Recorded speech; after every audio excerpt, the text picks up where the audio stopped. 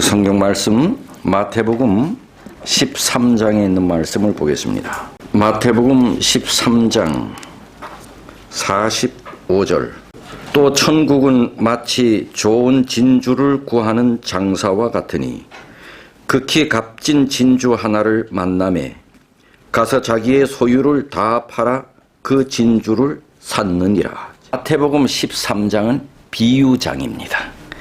예. 마태복음 13장은 무슨 장이라고요?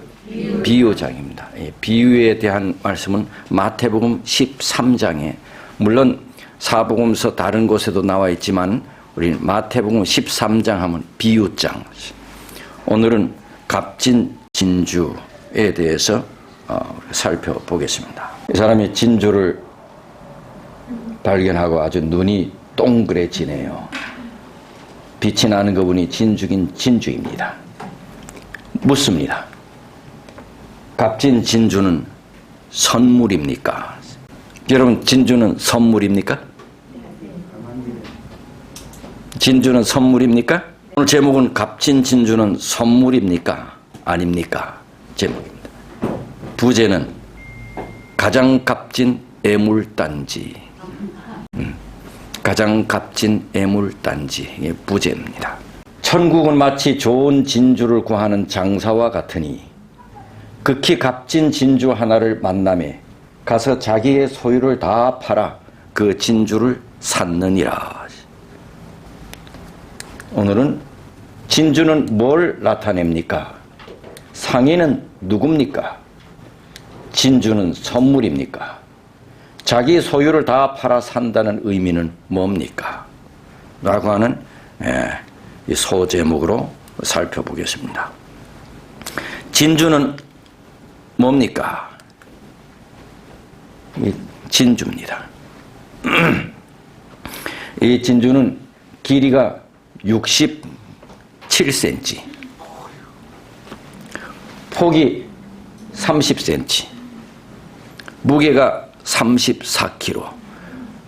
어마어마한 진주. 이 2006년에 필리핀의 팔라완 섬에서 발견된 진주입니다.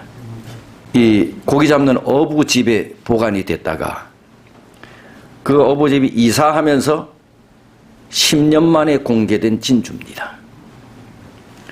그런데 이때 이 가치가 1,000억 원입니다.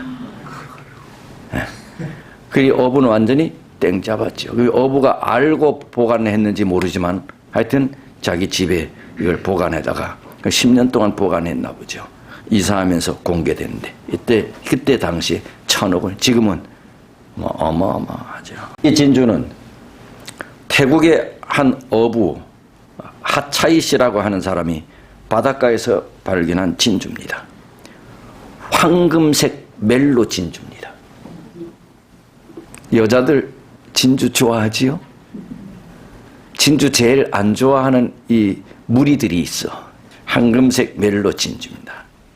조개 껍데기가 너무 아름다워 장식용으로 가져왔는데 보니 속에 동전만한 진주가 있었습니다.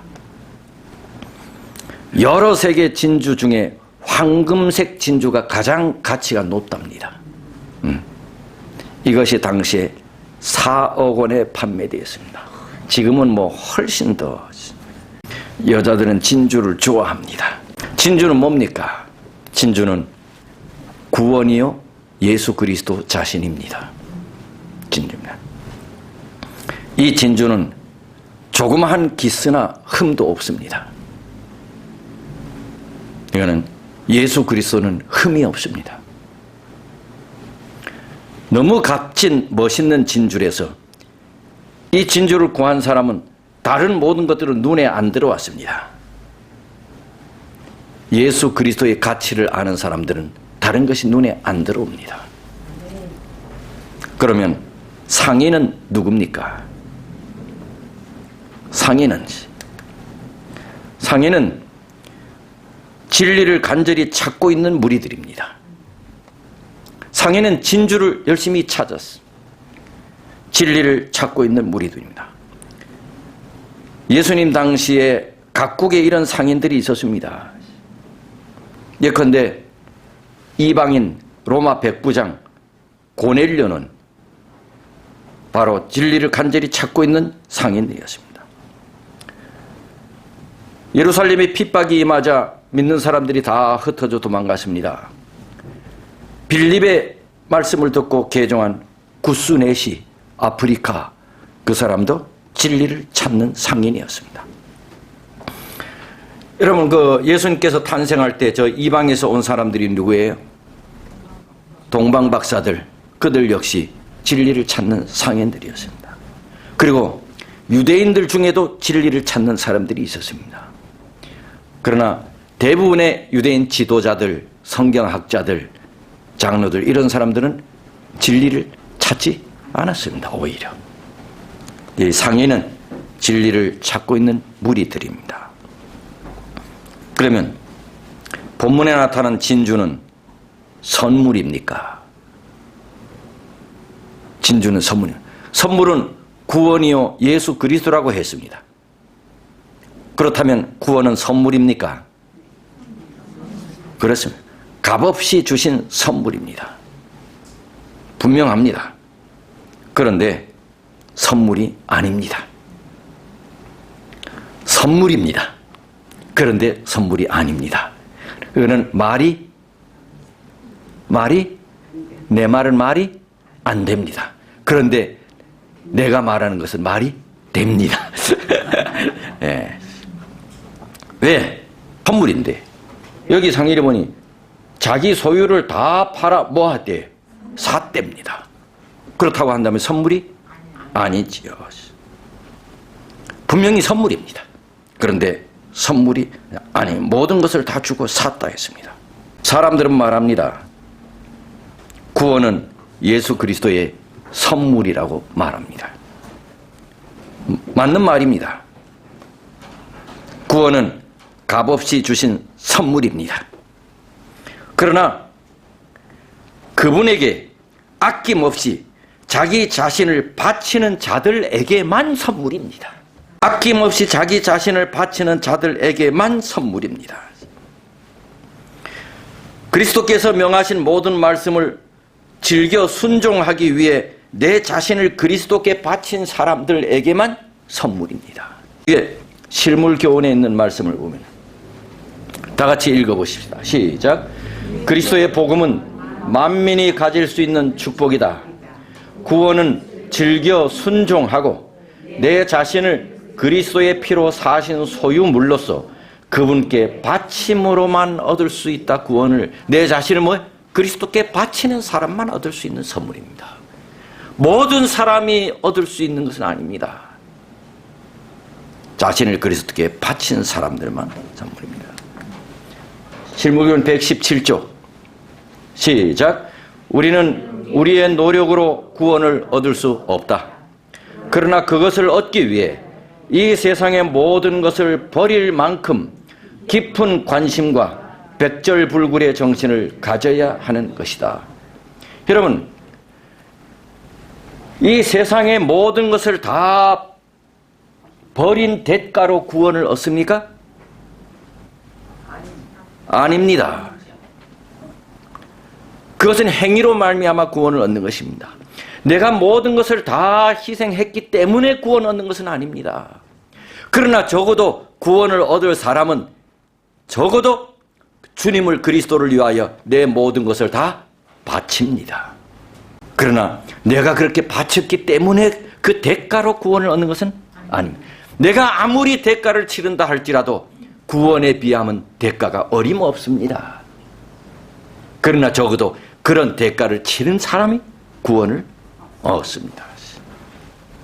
다시 말해 구원은 값없이 주시는 선물이지만 그분에게 아낌없이 자기 자신을 바치는 자들에게만 선물입니다. 이게 진주를 사기 위해 자기 모든 재산을 다 판다는 말입니다. 그런데 많은 사람들이 자기 소유를 팔지 않으려고 해요. 거저 얻으려 합니다. 하나님 나라를 얻기 위해 우리가 치러야 할 대가들이 있는데 구원을 거저 얻으려 합니다. 예수님은 이렇게 말씀하셨습니다. 마태복음 16장 24절에 누구든지 나를 따라오려거든 자기를 부인하고 자기 십자가를 지고 나를 것이니라. 자기를 뭐하여라요? 부인하여 자기 십자가를 지고 나를 따르래. 많은 사람들이 십자가를 지고 가시는 예수님의 모습을 보며 박수는 칩니다. 죄인들의 죄를 지고 가는 예수님의 모습을 보고 박수는 보내지만 정작 자기 자신은 그 길을 가려고 하지 않습니다. 십자가를 지려 하지는 않습니다. 사도 바울은 이렇게 말합니다. 내가 내 몸을 쳐 복종하게 함은 내가 남에게 전파한 후에 자신이 도리어 버림을 당할까 두려워함이로다. 내가 내 몸을 어떻게 한대요? 쳐서 복종한대요. 믿음으로 사는 것이 그냥 가만히 앉아서 되는 일이 아니라는 것입니다. 세상 일이든 영적인 일이든 무엇인가 귀중한 것을 얻기 위해서는 그에 합당한 대가를 치러야 합니다. 우리는 흔히 수많은 믿는 사람들이 뭐 하면 구원받는다고? 믿으면, 믿기만 하면 구원받는다고. 이 말이 맞아요, 틀려요? 맞기도 하고 틀리기도 하고. 믿으면 되지 뭐. 그러나 그런 것만을 가지고는 부족합니다.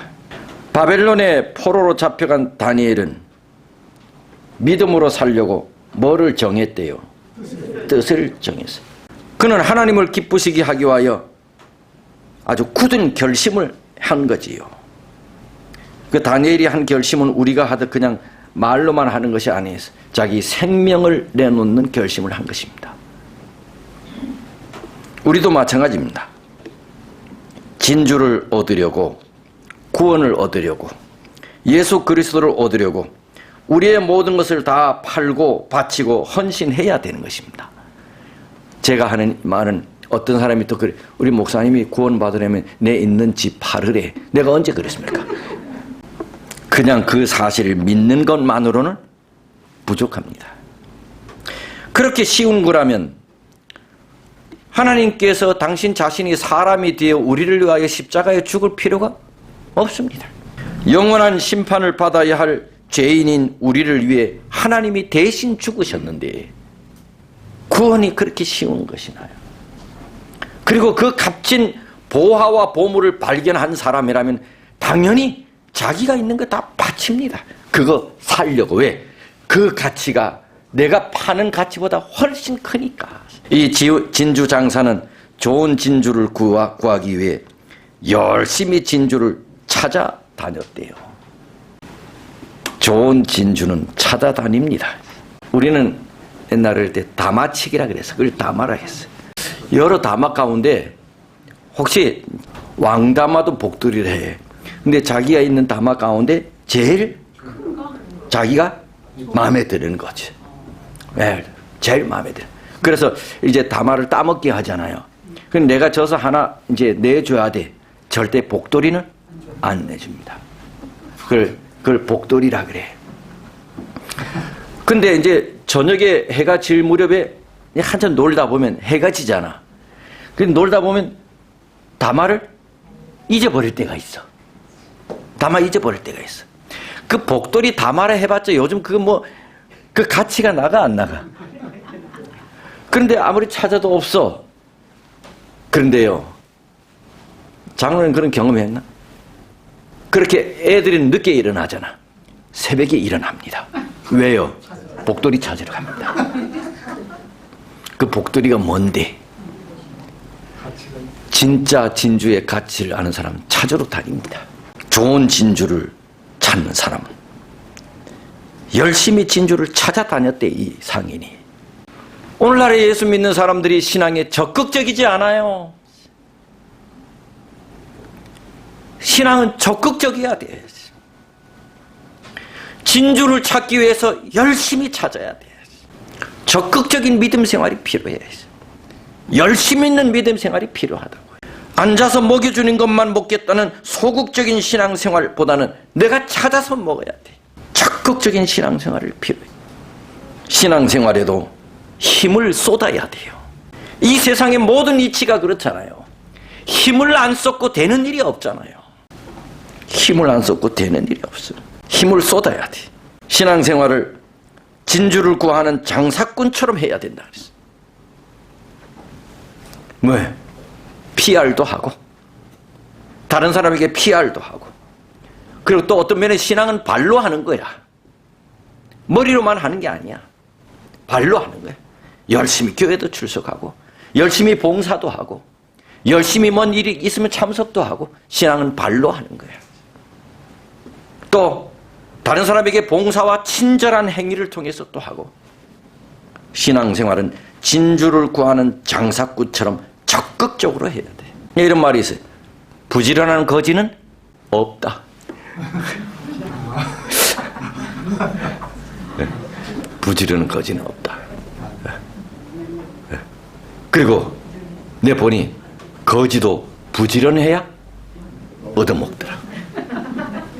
거지도 부지런해야 얻어먹어. 오늘 이 귀한 진주를 만난 장사는 부지런히 진주를 찾아 나선 사람이에요. 여러분, 이 진주의 가치는 얼마나 돼요? 진주의 가치는, 지금은 진주를 대량으로 양식을 하잖아, 그죠? 진주 양식. 이 당시에는 자연산 조개 속에서만 진주를 얻었어요. 그러니 가치가 대단하지요. 예수 그리스도는 다른 모든 소유를 다 포기할 수 있을 정도로 아주 큰 가치가 있습니다. 이게 뭐예요? 타작. 요즘 타작이 안 쓰지요. 제가 신학 처음 할 때는 타작이도 귀했습니다. 그래서 오니무스는 타작이 사고 그랬어요. 목사님 한 분이 미국에 공부하려고 유학을 가게 됐는데, 가 있던 친구가 나가면서 두 가지를 선물했습니다. 하나는 미국 LA는 햇빛이 강하니까 선글라스를 선물했습니다. 다른 하나는 이 컴퓨터가 없는 시절이라 이 타자기를 선물했습니다. 타자기를 선물했어요.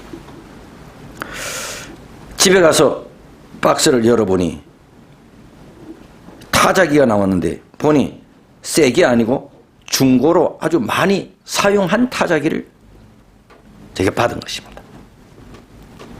기분이 좀 찝찝했습니다.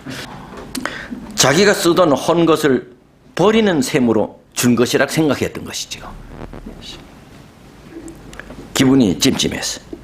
한 번은 어떤 교회 장로님 댁에서 유숙하는데, 거기서 설교 준비를 하는데, 그 장로님의 집에 아들이 대학생인데 목사님이 쓰는 그 타자기를 보고 목사님에게 이렇게 말했어요. 목사님, 이렇게 좋은 타자기를 어디서 사셨습니까? 아주 귀한 거네요. 아니야, 내 친구가 쓰다가 내버리는 건 내 좋은 거야. 아니에요, 목사님. 이 타자기는 스위스제로 아주 고급이고 쉽게 구할 수 없는 거예요. 그 말을 듣고 잘 살펴보니까 뒷면에 Made in Switzerland라 기록 써요. 박혀 있어. 그때부터 이거 이제 쓰다 불필요하니 날 좋은 거라고 생각했던 이 타자기를 이 목사님이 매일 청소하고 깨끗하게 닦기 시작했어요. 똑같은 타자기였는데 가치를 알고 나니 자랑스럽고 찝찝했던 것이 기분이 좋았어. 이렇게 사람이 가치를 알면 귀하게 여기는 것이, 가지고 있으면서도 그 가치를 모르면 아무런 소용이 없어. 그냥 버리거나 방치해둬요. 그러니 줘도 감사하지도 않아요.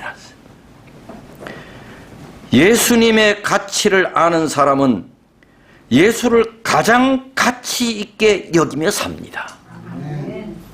그러나 예수님의 가치를 모르는 사람은 그렇지 않아요. 바울 사도는 복음을 전하다가 붙잡혀 죄수의 몸으로 감옥에 갇혀 있으면서도 빌립보 성도들에게 뭐 하라고? 기뻐하라고. 내가 다시 말하노니 뭐 하라고? 기뻐하라고. 어디에 갇혀 있으면서? 감옥에 갇혀 있었네. 정신병자지요. 정신병자지요. 감옥에 있으면서도 기뻐하래. 그렇습니다. 어떻게 사도 바울이 그렇게 할 수 있었을까? 자기가 가지고 있는 진주 예수 그리스도의 가치를 알았기 때문에 그렇습니다. 내가 가지고 있는 발견한 이 가치가 너무 귀한 진주라. 예수 그리스도에 대한 가치는 내가 감옥에 가 있는 것에 비하면 너무나도 고귀한 것이라고. 그래서 사도 바울은 감옥에서도 뭐 할 수 있었다고? 기뻐할 수도. 그러니 정말 예수님의 가치를 아는 사람들은 정신병자가 되는 것입니다. 남들이 보기에. 그래서 여러분 제가 하는 요 이제 설교에 가장 잘 어울리는 노래가 하나 있어요. 그게 뭐게요? 주 예수보다도. 또 이렇게 앞에 찬양 지도하는 사람이라고 그건 또 잘 맞춘 420장 옛날에 사이사였구나. 주 예수보다도 귀한 것은 없네. 여러분 진짜 그렇게 생각하십니까? 그렇게 사십니까? 여러분 삶에서 정말 주 예수가 가장 귀합니까? 그런 사람은 모든 것을 다 버리고 헌신할 수 있습니다. 왜? 주 예수가 가장 귀하니까요. 진주는 예수 그리스도이십니다. 복음입니다. 여러분 이 세상에 100가지 1000가지 모든 것을 다 소유하고 살아가는 사람은 없습니다. 사람은 누구나 한편으로는 넘치고 다른 한편으로는 부족합니다. 돈이 있는 사람은 자식이 말썽이고 자식이 있는 사람은 돈이 없고 형제가 없는 사람은 형제 많은 것을 부러워하고 또 형제들은 많은데 돈 때문에 고소하고 싸우고 여러 가지는 갖춘 것 같은데 건강은 좋지 못하고 차라리 다른 것은 부족해도 건강하기만 하면 좋겠는데 하는 사람들도 너무 많고 인생은 하나가 넉넉하면 다른 하나는 부족하게 되어 있습니다. 평생 열심히 살아도 집은 없고 그러니 이 세상의 모든 사람들에게 가장 가치 있는 것은 주 예수 그리스도이십니다. 여러분 애물단지란 뜻이 뭡니까? 가치를 모르고 가지고 있으면 애물단지가 됩니다. 버리긴 버려야 되는데 버리자니 아까운 것입니다. 애물단지입니다. 여러분에게 예수는 애물단지는 아닌지요. 내가 하고 싶은 것을 막는다고, 성경은 내가 하고 싶은 것을 못하게 한다고, 예수는 내가 먹고 싶은 것을 못 먹게 한다고, 예수님은 내가 하고자 하는 것을 막는 분이라고. 예수님은 여러분에게 애물단지입니까? 가치를 모르면 그렇습니다. 18세기에 영국과 유럽 사람들이 아프리카에 갔을 때 아프리카 원주민들이 다이아몬드의 가치를 몰랐습니다. 다이아몬드입니다. 보기만 해도 너무 멋있지요. 그런데 이 아프리카 사람들이 다이아몬드를 그냥 돌덩이로 생각하고 어린아이들이 이 다이아몬드를 가지고 장난감 놀이기구로 저거 가지고 놀았습니다. 원주민들은 영국 사람들에게 주먹만한 크기의 다이아몬드를 주고 사탕 몇 개 바꿔 먹었습니다. 왜요? 가치를 몰랐기 때문입니다. 참으로 안타까운 것은 수많은 사람들이 예수 그리스도의 가치를 모른다는 것입니다. 아니, 예수를 믿으면서도 예수의 가치를 모르는 사람들이 많습니다. 혹은 귀한 분인지는 알지만 고이 모셔놓는 액세서리 정도로 생각하는 교인들도 있습니다. 내가 가진 것이 제일 좋은 것이라면 남 부러울 것이 없지요. 여러분이 남 부러운 가정들 있나요? 여러분은 여러분이 가지고 있는 진주 예수 그리스도가 제일 좋은 것이라고 정말 믿나요? 그래서 다른 것들이 부럽지 않나요? 그렇다면 그것이 행복이 아니고 뭐겠습니까? 예수 그리스도를 가장 가치 있게 여기고 사는 것, 그게 행복이지요. 뭐 행복이 별거 있나요? 행복이 별거 있나요? 돈은 많은데 건강이 안 좋아 행복입니까? 내 명예는 괜찮은데 내 자녀가 개판입니까? 행복입니까? 도대체 행복이 뭔가요? 내가 값진 진주 예수 그리스도가 제일 가치 있는 진주라고 그렇게 믿고 산다면 그거 행복 아닙니까? 그래서 시편 23편 1절에 여호와는 나의 목자시니 내가 뭐래요? 부족함이 없대요. 왜? 예수 그리스도가 가장 값진 것이니까요. 예수를 믿는다는 것은, 내가 예수 믿는다 이 말은 예수 그리스도의 가치를 알고 기뻐하고 감사하고 세상에 부러울 것이 없이 만족하면서 사는 것, 이것이 예수 믿는다는 것이지요. 아직도 우리에게 뭐가 부족한 게 있나요? 그래서 여러분 정말 매력 있는 말씀이지요. 다 같이 읽어보십시다. 시작. 비록 무화과나무가 무성치 못하며 포도나무에 열매가 없으며 감람나무에 소출이 없으며 밭에 식물이 없으며 우리의 양이 없으며 외양간에 소가 없을지라도 나는 여호와를 인하여 즐거워하며 나의 구원의 하나님을 인하여 기뻐하리로다. 하박국 3장 10. 이게 세상을 떠난 제 누나가 가장 좋아하는 성경절이었습니다. 그는 늘 이것을 암송하면서 다녔습니다. 비록 무화과나무가 무성치 못하고 포도나무에 열매가 없고 감람나무에 소출이 없고 밭에 식물이 없고 우리의 양이 없고 외양간에 소가 없을지라도 나는 여호와를 인하여 즐거워하며 내 구원의 하나님을 인하여 기뻐하리로다. 그래서 먼저 간 우리 누님은 늘 기뻐했어. 내가 예수 그리스도를 개인의 구주로 믿고 산다는 것에 대해서 정말 기뻐했어. 누님은 가장 가치 있게 여겼어. 그리고 사람들에게 이 가치를 나누어 주고 싶어 했어. 기회만 되면 사람들에게 이 가치를 나누어 주려고 했어. 그리고 그렇게 살았어.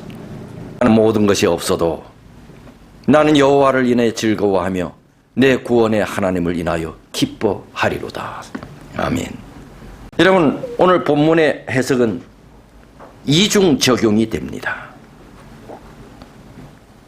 예수는 진주라 그랬습니다. 그런데 예수는 또 진주를 사는 장사꾼이기도 합니다. 실무기금 118쪽에 보면 잃어버린 백성을 찾으시는 그리스도에게도 뭐하나? 적용이 된다.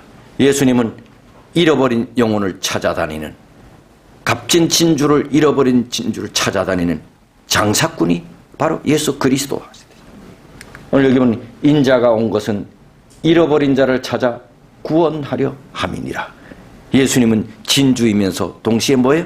장사꾼입니다.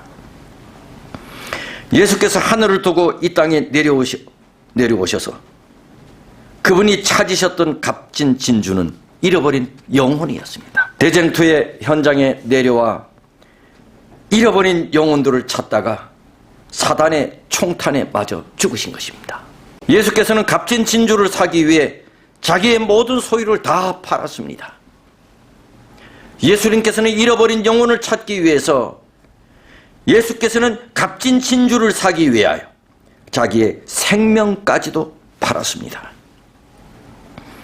우리를 얼마나 귀하게 여기셨는지, 당신의 생명으로 당신의 진주를, 우리를 찾으셨습니다. 그 후로 구주에 대한 소식이 사람이 살고 있는 이 지구 방방곡곡에 전해졌고 사방에서 교회로 몰려 들어왔습니다. 이미 믿고 있었던 사람들은 회개했고 죄인들은 그리스도인들과 협력하여 또다시 값진 진주를 찾기 시작했습니다. 그것이 이른 비였습니다. 수많은 사람들이 예수 그리스도를 진주로 발견하고 쏟아져 들어왔습니다. 그런데 선지자는 늦은 비 때는 더 놀라운 일들이 일어나게 될 것이라 했습니다. 그래서 신자들의 유일한 욕망은 그리스도의 품성과 같은 품성을 나타내고 그의 왕국을 확장시키기 위하여 일하는 것이었다. 예수님은 값진 진주를 찾는 일을 우리에게 부탁하신 것입니다. 주님은 값진 진주를 찾는 장사꾼이었습니다. 그분이 이 땅에 값진 진주를 찾기 위해서 오셨습니다. 3년 반 동안의 값진 진주를 찾아내셨습니다. 그리고 그 진주를 찾기 위하여 당신의 생명까지도 내놓았습니다. 그리고 우리를 찾으셨습니다. 그리고 우리에게 부탁하셨습니다. 너희들도 내가 찾는 값진 진주를 찾으라고. 그러고 보면 우리도 뭡니까? 장사꾼입니다. 우리도 장사꾼입니다. 하나님께서는 잃어버린 영혼들을 찾는 장사꾼, 발로 뛰고 세일도 하고. 그런데 많은 그리스도인들은 이 진주를 찾기 위해 아무 노력도 땀도 흘리지 않습니다. 참으로 이상한 장사꾼입니다. PR도 하지 않아. 이 화장품 바르면 좋다고, 이거 세일해 주겠다고, 깎아 주겠다고, 다른 것보다 써보면 안다고,